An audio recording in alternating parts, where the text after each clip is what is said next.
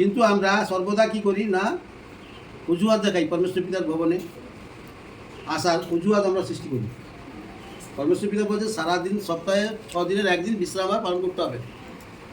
আর সেই বিশ্রামবার পালন করার সময় আমাদের মধ্যে কী আসতেছে না, অজুহাত। আজ এই কাজ, কাল সে কাজ, কাল যেতে পারিনি, কাল ঘুম পাইছে, এগুলো অজুহাত করি নানারকমভাবে দেখাই। কিন্তু যখনই আমরা আসি তখন তো আমাদের মধ্যে কষ্টটা দূর হয়, আনন্দে থাকি না। তো তার কারণ কি, যে পরমেশ্বর পিতার ভবনে এলে পরমেশ্বর পিতা স্বয়ং আছে, যিশুগুরু এখানে আছেন, পরমেশ্বর পিতা আছেন, আমাদেরকে আশীষ করে দেন, আর সেই জন্য আমরা আনন্দে থাকি। কিন্তু সেই আনন্দের দিনটা পাওয়ার জন্য আমরা কি ভুলে যাই, সুস্থ যখন হয়ে যাচ্ছি, সেই ভবনে আসার জন্য আমাদের মধ্যে নানা রকম কী আসছে, অজুহাত। আলোক নয়, অজুহাত। আজকে ঘুম পাচ্ছে, আমি ঘুমিয়ে পড়ি। আজ বৃষ্টি মেঘ থাকছে, শুয়ে পড়ি। ভবনে কোনো লোক আসবে না, আমি এখানে গেলে তো আর তো লোক আছে, আমি না গেছি একা তো গেছি, আর তো লোক আছে। ঠিক এইরকম